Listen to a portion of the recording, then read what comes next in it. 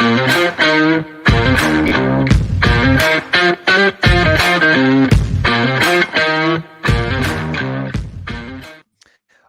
baby. We're back. It's week 2. We are, of course, the DFS Army Fantasy Football Show. I'm with my boy, Brandon Adam. I'm, of course, Flex Shane. We are hosts tonight.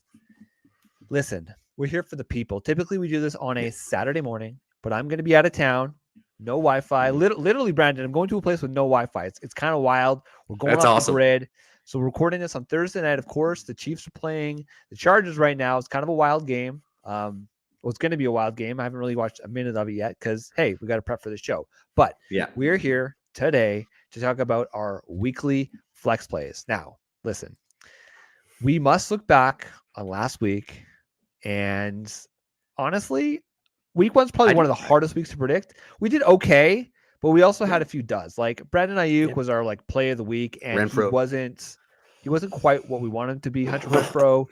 Okay, all these guys, none of these guys straight up just were horrible, but upon reflection, a monsoon in San Francisco, it's hard. Well, that's when you as a fantasy player need to understand, make a decision. I made a decision that exact morning. Yeah. About swap of that game because it was just too bad. Once weather gets to that point, you kind of got to throw everything out. So that's what I kind of did with that. I kind of faded a little bit. I adjusted my deal with that once I saw the field and how bad it really was. Last year I got burned on weather games quite a bit, especially rain games, but that was different. So I saw that early in the morning. I saw how there was just standing puddles in the freaking field. And I was just like, yeah, we ain't going to be throwing deep today. That's not going to happen. So adjust your rank. Please be smart fantasy people and don't just do it automatically just because we say that. Just you got to have a little bit of smarts about adjusting when weather's like that bad. Well, it's going to be interesting because San Fran this week is up against Seattle, and obviously Seattle had an emotional win last week. I don't know if you saw that Pete Carroll. I mean, you're a big Seattle fan, so I'm sure you did. But they were ex-Seattle players that were just ecstatic, and they had their tweets pre-tweeted, and it was insane, man. So I don't know, Mr. Hackett. You got to make better choices at the end of these games. And what a joke that coach was, huh? that was just so bad. I was literally.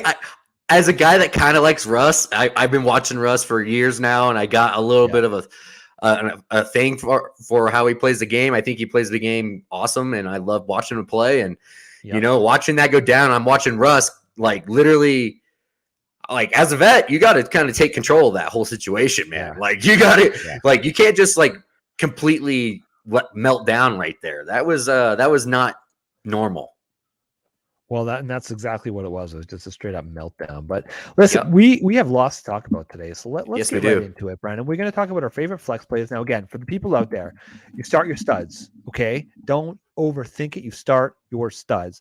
What we're trying to talk about here are fringe guys. So players that may have been on your bench last week that you wanted to see first. And now that we have a little bit of information, granted, it's the NFL.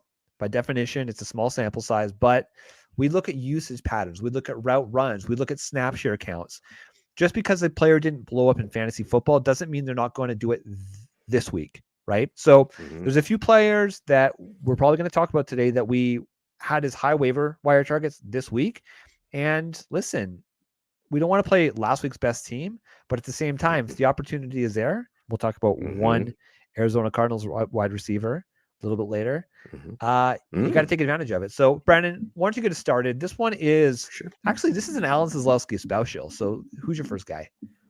My first guy is going to be Donovan Peoples-Jones, people. This guy had literally doubled up Amari Cooper in targets. He had 11 targets last week. That's 11th in the league on pace for target share of 36.7% of the offense. The target rate was 42%. Both good for 4th in the league.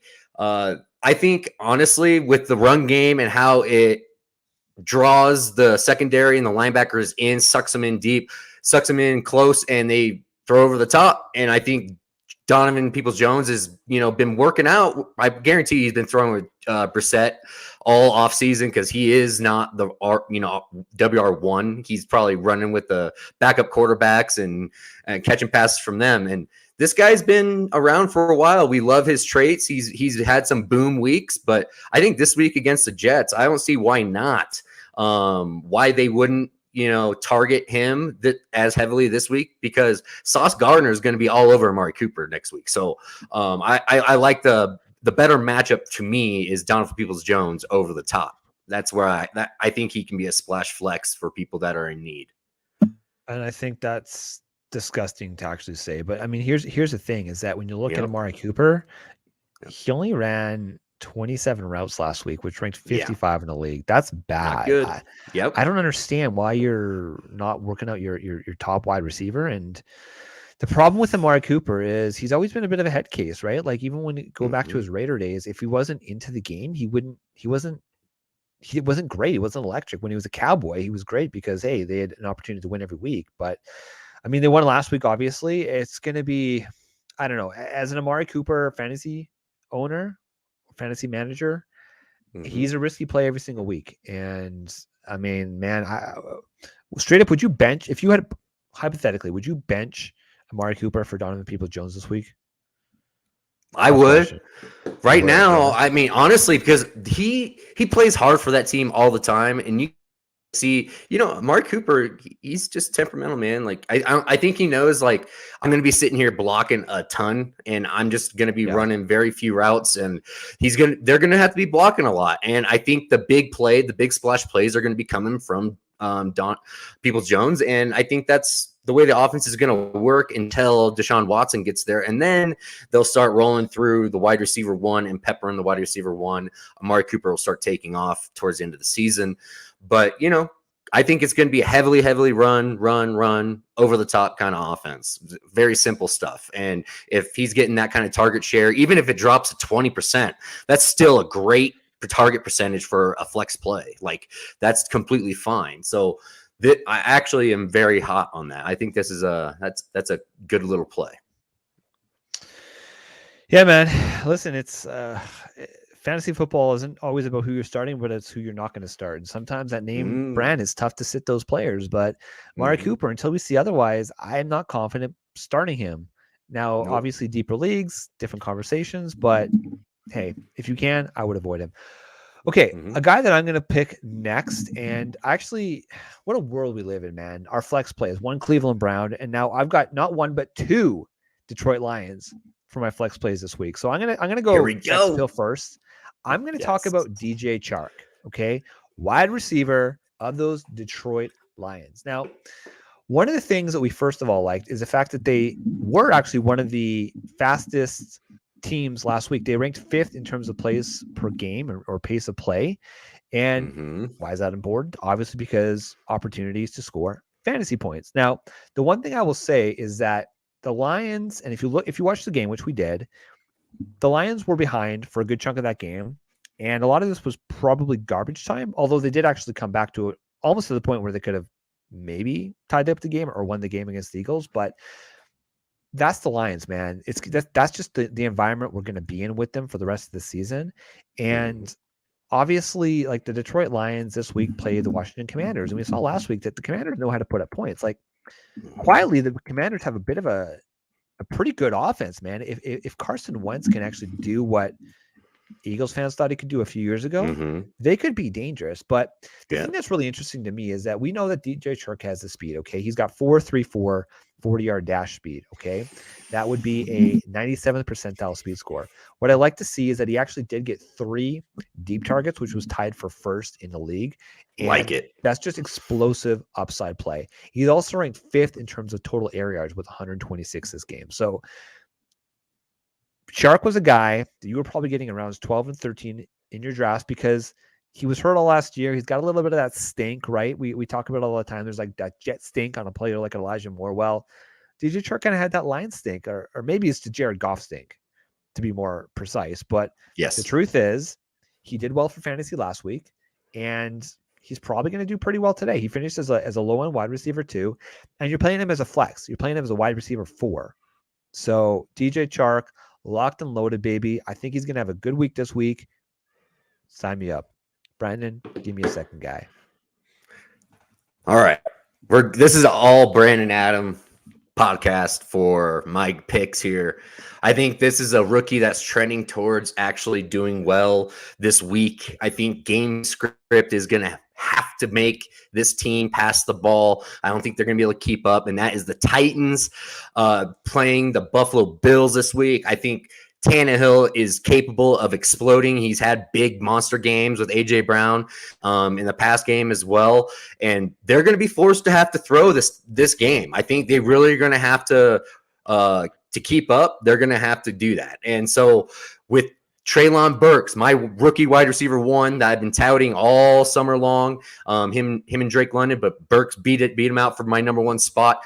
Last week was encouraging. He had three catches on 7 targets, and 2 of his targets were double covered and deeper down the field. He had a target rate of 41%. That's 5th on his team.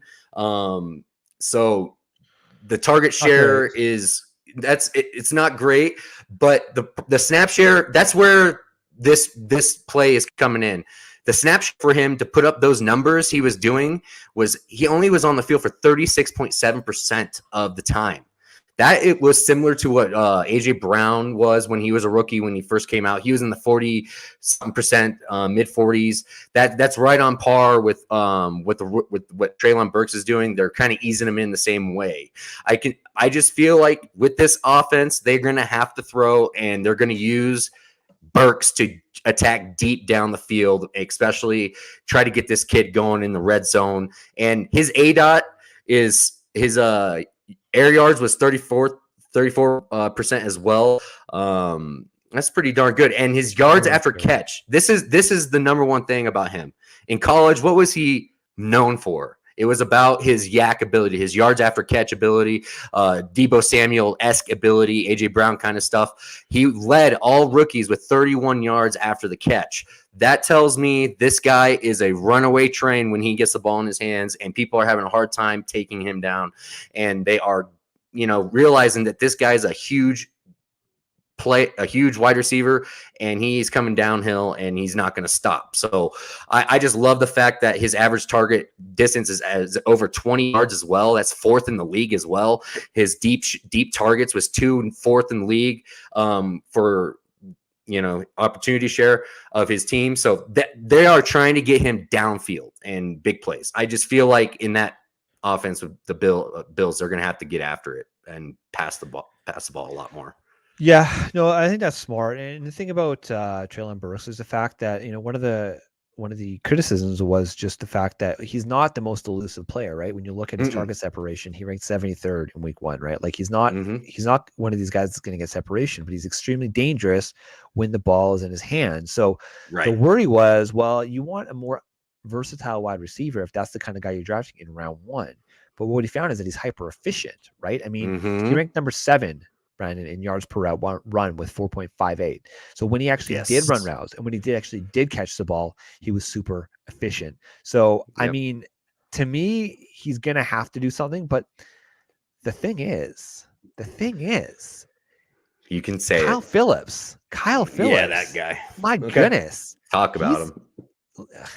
Okay, so obviously Kyle Phillips plays with him as well.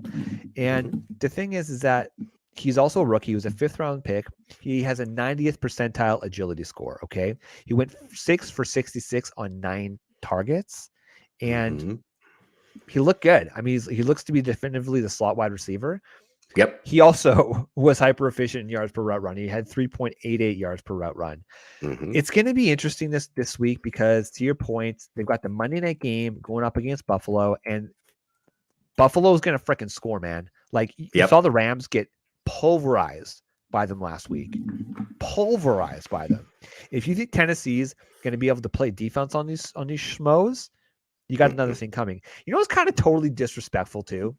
we can't forget the Titans were the AFC. They were like the top seed in the AFC going into the playoffs last year. Yeah. The Bills are a 10-point favorite this week. Yikes. 10-point favorite. So the implied team total in general for them is that the Titans are only going to score about 19 points. That's not great. But if there's a hope, if there's a chance in hell that they keep up, they're going to have to utilize their young rookies. Tannehill's just going to have to trust them. Now, I got a question for you. Okay, Brandon? Sure. Say the Titans lose this week. They go 0-2. Mm-hmm. How many games until Malik Willis is given the opportunity? Half the season? Yeah, I think they pretty much made it known that they aren't going to pull him up until it's like, obviously they're out of it. So I think that's just how it's there.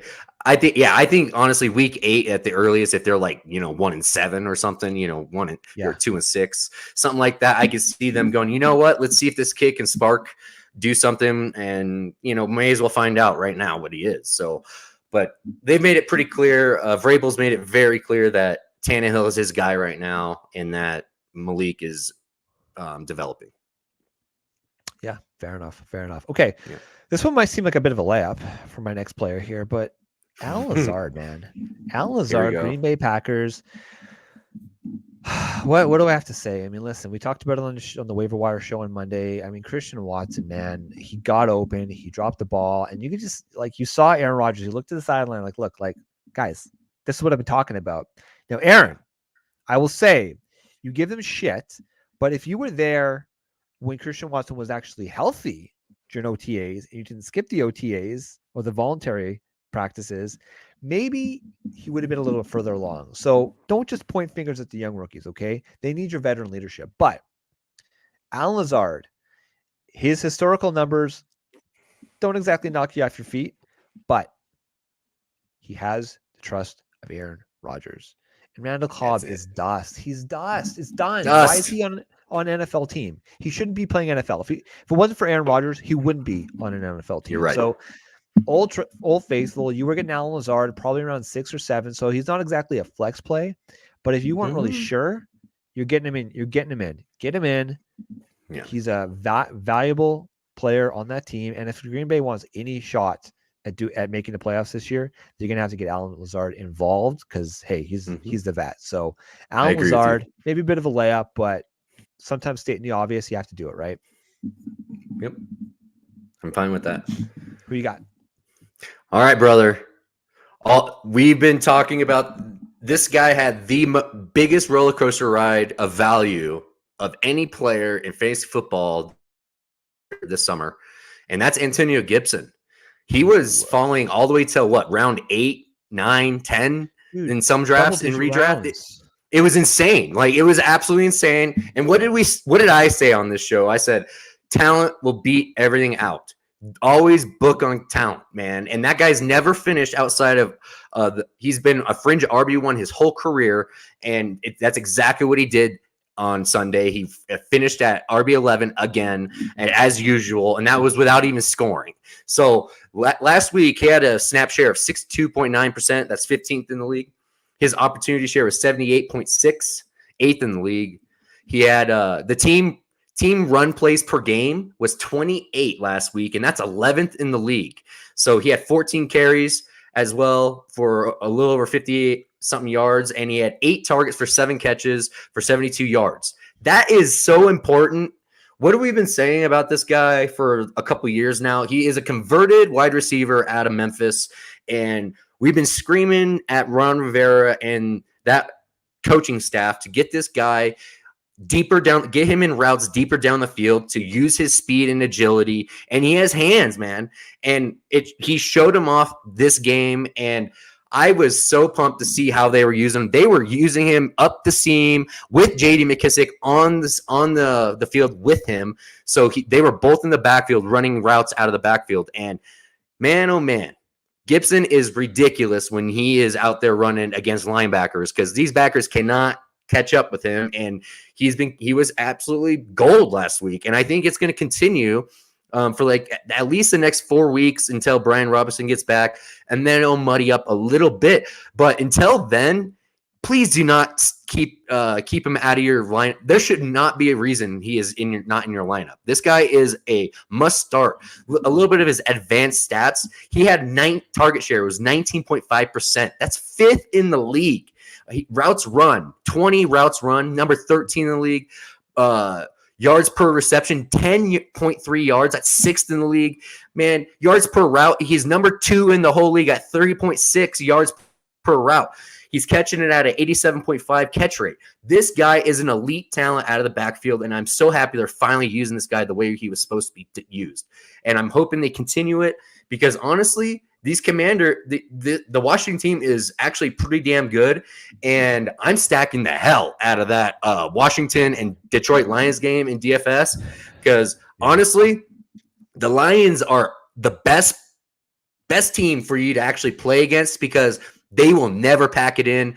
That staff will always fight, and they're always going to score late touchdowns and get it close. So they're going to always push teams to the brink, and it's going to produce massive shootouts, and I think it's going to happen again this week, just like it did with the Eagles. Last week, the Detroit Lions on the ground gave up between Boston Scott, Gainwell, Miles Sanders, and Jalen Hurts on the ground. They gave up over 50-something points of fantasy points on the ground.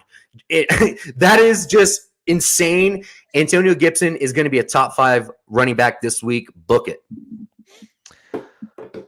The reason that people were fading Antonio Gibson was the narrative, right? I mean, there's so much coming out of camp. I mean, you would have had to have just, nuts to steal if you were confident with the fact that if Brian Robinson was healthy, that he wasn't going to be a major part of that offense. Okay. He still might be in a few weeks. He was practicing this week, but we're looking at this week.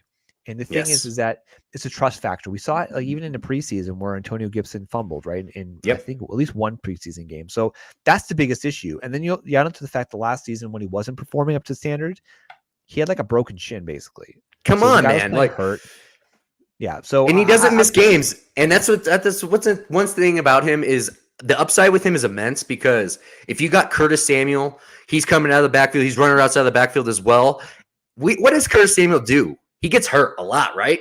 He gets hurt a lot. So I don't expect him to be around at all for the whole season. So whenever he's out, Gibson, even with Brian Robinson, is a smash play. And I think he's going to actually have a bigger workload. And honestly, it's going to cut into J.D. McKissick's role more than Brian Robinson and Gibson fighting over. I think J.D. is going to be the one that's getting phased out, and because honestly, he only got 3 targets last week, dude. So that means Gibson more than doubled him up, and you're going to tell me that you're going to suddenly shift these targets away from Gibson when he's producing like that at such an elite level? I don't see that happening, dude. Like I honestly see Gibson blowing up, holding on to his role, and when Brian Robinson comes back, he'll be like a cheap Ingram when he was with Alvin Kamara back in the Saints days. He'll be like kind of like that, and he'll work a lot in between the 20s and once probably get some goal line touches because that's where Antonio Gibson didn't get the ball a lot last week, and I think he's going to get more touches inside the red zone this week because he was only tied for 31st in the league in the red zone for touches. So that's not good enough for me for an RB1. No. So I'm hoping next week they actually start giving him those reps in there. But I think they were just so enamored with Curtis Samuel having him healthy that they're like, we got to just use him while we got him. Like he's a Ferrari that they've been trying to use for at least a year now. So I like that play. I think Gibson's a stud no matter what throughout this season. You just out on the fact TMC caught a touchdown. Jahan Dotson, the rookie, who we love. We love Jahan. Love his catch radius. Got 2. It's sick. It's sick. You know what the funny thing is? I was listening to the Athletic podcast and they talked about catch radius, and then they said, "Oh, actually, it's just he plays bigger than he is." It's exactly what we say, right? That's exactly what we said, dude. It looks like he's got a catch radius because of the way that he plays, and we saw dude, he's so athletic. His first touchdown was an agility one, but the second one, that was a hands, that was a concentration catch.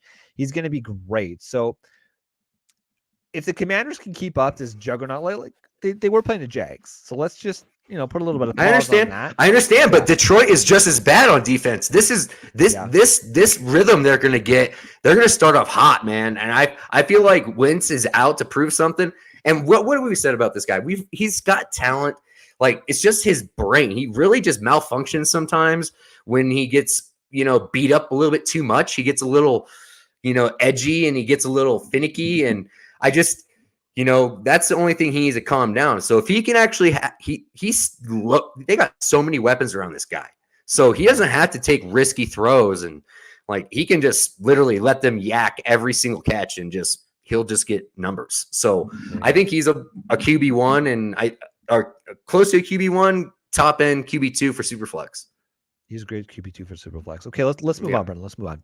Sure. All right, I got one more wide receiver. Then we're gonna go a couple more players each. So we're gonna call it a show. So he was a hot waiver wire target this week. Arizona Cardinals. That is the Greg Dortch, undrafted free agent from a couple of years ago. Listen, he came in and all offseason we were talking about we were hearing good things about Rondale Moore. He was going to be a bigger part of that offense. And then Greg Dortch steps in that Rondale Moore spot in the slot primarily, and he's dominated. So of course this week the Arizona Cardinals are playing Las Vegas, and last week Vegas gave up 15.4 fantasy points in the PPR league against the slot wide receiver. So if Greg Dortch is going to continue to play in the slot, it's going to be good. Now the thing is that we don't always necessarily say, okay, you got to go pick up. You always want to churn the bottom of your bench with these roster pickups, and Greg Dortch was the perfect example of that. He's the kind of guy you want to get on your bench. But sometimes you're not confident to start these players. I'm confident starting Greg Dortch this week, man. 25% target share. He had 9 targets last week. AJ Green, man. We talk about dust. Like, he's dust. More That's dust. it. He's more dust. I mean, honestly, it's so the Cardinals, they looked bad last week. They looked objectively bad going up against the Chiefs, but maybe the Chiefs just look really, really good.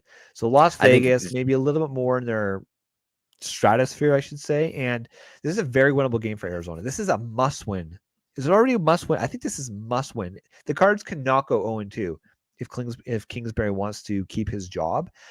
He just got a contract. He ain't going anywhere, boys. He ain't going. He just got an extension. He ain't going anywhere. I'm telling you. I don't trust anything, man. I just trust the wins on the field. But I get that.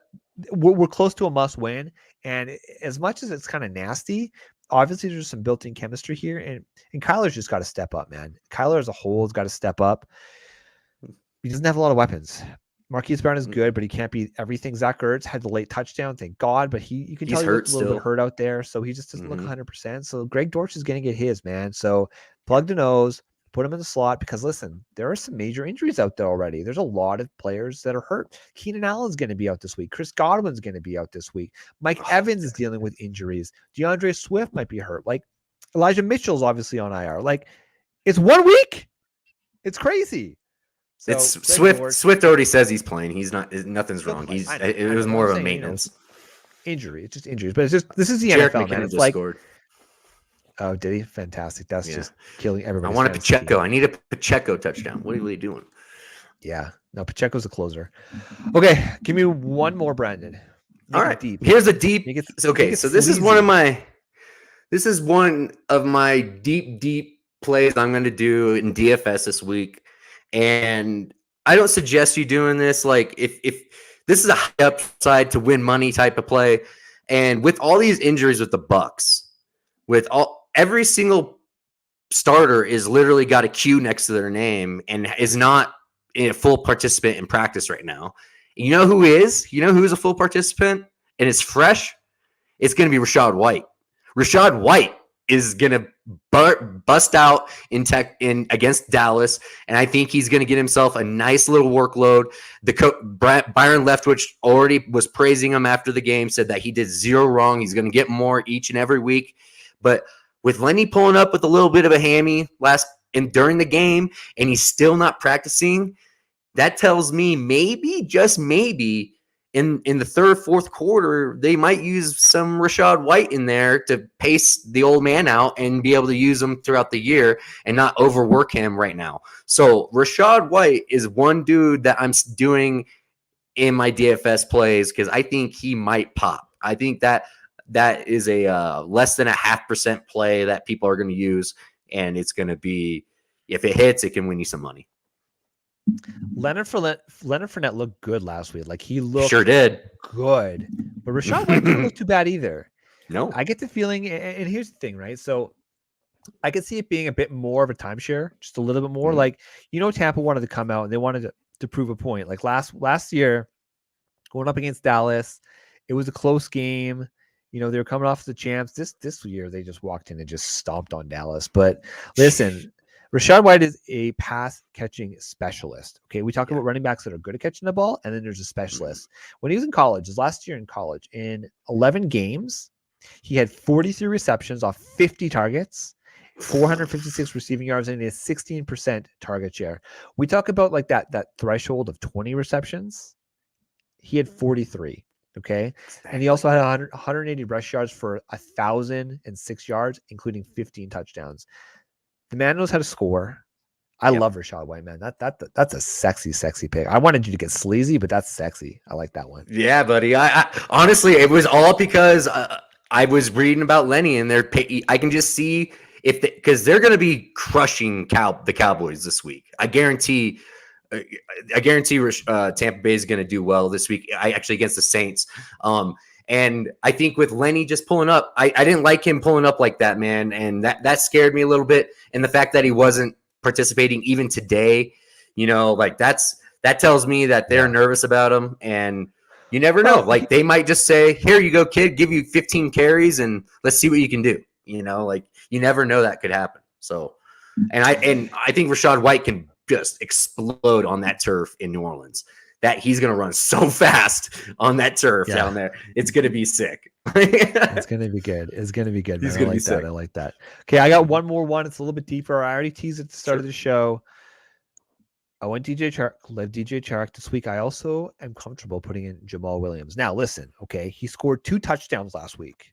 I'm not going to bank on 2 touchdowns, but when you look at the split between him and DeAndre Swift, it's pretty much exactly what we talked about preseason. We were saying probably a 60-40 split in favor of DeAndre Swift, and guess what?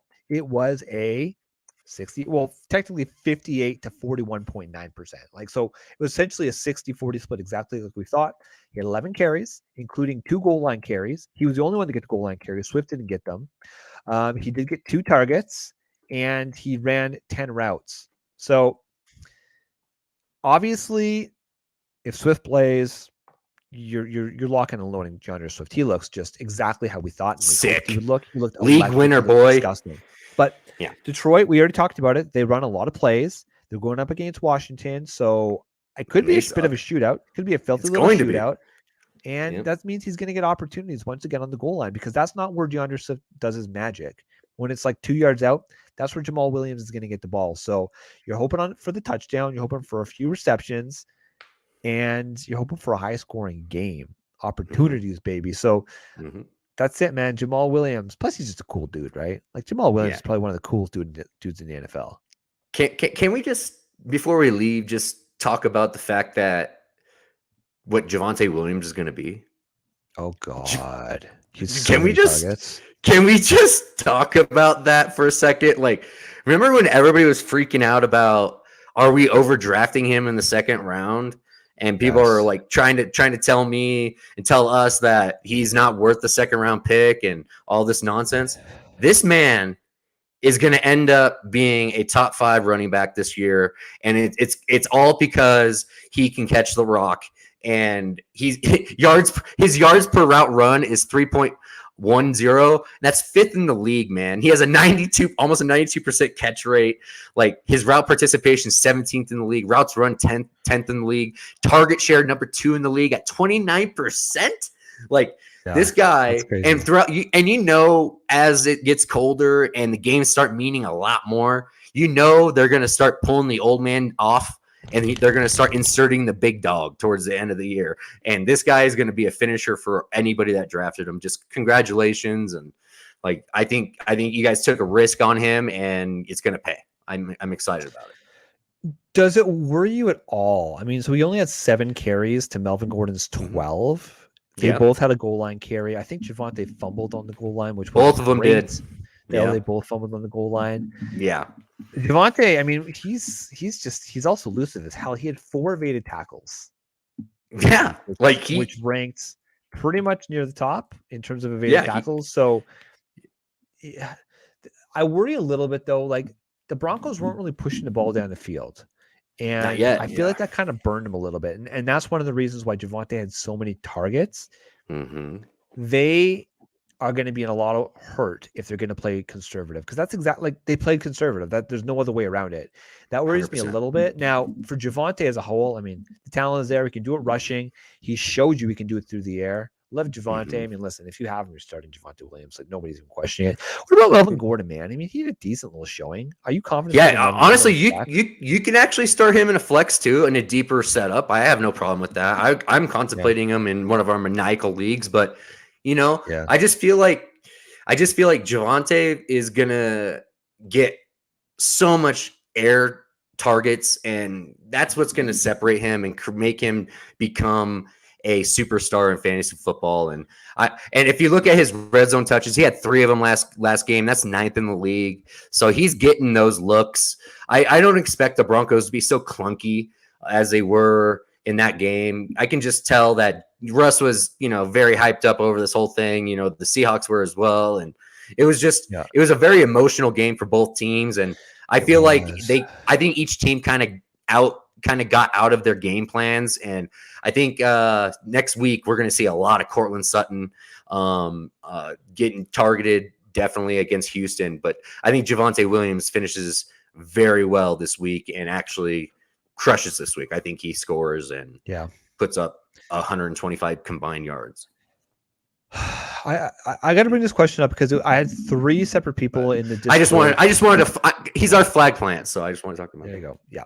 I want to bring this dichotomy up, Brandon, because I had this 3 separate times in our DFS Army Discord over the last few days, and people were asking me Travis Etienne or Jeff Wilson. And what I've been telling people, and I'll be consistent, is that I'm going to stick with Travis Etienne because you got to trust the talent. Like, if you just look at the game at the box score, it's not fantastic, right? But when he had the ball in his hands, he looked electric. Now, obviously, that drop touchdown. There was 2 touchdowns. There was two opportunities for the red zone that he should have had. Catastrophic. And then there was that backwards fumble, which really hurts him. So that's not great. But I mean, you can kind of. I would say I am not giving up on that guy. Jitters. That guy's too talented. And the thing about San Francisco is they're playing, I believe, the Seahawks this week. So they're playing the Seahawks this week. So we saw what they did. Jeff last Wilson's week. a trap. The Seahawks are. That's what I'm trying to say. I think Jeff Wilson's a bit of a trap. Now, in one dynasty league where I actually have Elijah Mitchell, I had Jeff Wilson as well, so I'm stuck playing him. But in a redraft league where unless you there's some teams that have just had bad luck, right? Maybe you have Elijah Mitchell and you have Keenan Allen and you've got a few of these players that got hurt. That sucks, in which case you have to play him. But if you have better choices, Jeff Wilson is a risky play this week. I do. And I understand that Denver was moving the ball on the ground against Seattle last week, but I worry a little bit about Jeff Wilson, man. So just be cautious. I mean, he's a viable flex play. I don't hate it. I think it's a bit of a trap. I think, listen, I was listening to Pro Football Talk today, and already they're talking about, is Trey Lance ready? Trey's going to come out, and I think he's going to show them, listen, it was a fucking monsoon, people. Like, I get a pass on that one. Everybody in that game gets a pass, okay? Forget it like it didn't happen. It was also kind of like, week 4 of the preseason, essentially. So let's go in next week. Let's look at San Francisco. And if anything, man, it's going to be a Debo motherfucking Samuel game. It's going to be Debo. It's going to be Brandon Ayuk. And those are guys that I'm starting with confidence, of course. So we've already gone long, Brandon, because we've got so much to talk about. But sorry, brother, man, it's what we're here for. So we appreciate you guys listening. Obviously, a lot of people are probably watching the game right now, so you're probably going to tune in after. So hopefully this brings you some value. For all of you who are out there, we do appreciate the fact that there's a lot of fantasy football content out there. So thank you for joining us on the DFS Army. For those who weren't watching before, I have to reiterate the fact that we had $1 million winner last week. Of one of our patrons. So shout out to our guy. I got to just double check. Shout out to our guy. I'm just horrible here. Horrible. Just absolutely horrible. Rapid Fire XD. Shout out. Rapid Fire XD, our guy. There we go. Congratulations on $1 million. Congrats. So go to dfsarmy.com, sign up. I believe there's a few promo codes out there. I'm horrible because I don't have them in front of me, but just go sign up, check it out. We have Discord. We've got the coaching. You can talk to yours truly in the Discord chats. And listen, man, we're here to cash big every single week. And hey, man, 1 week down in the books, and there's a pretty good track record. So with that, appreciate you guys listening. For Brandon, I'm Flex Shane. We are the DFS Army Fantasy Football Show.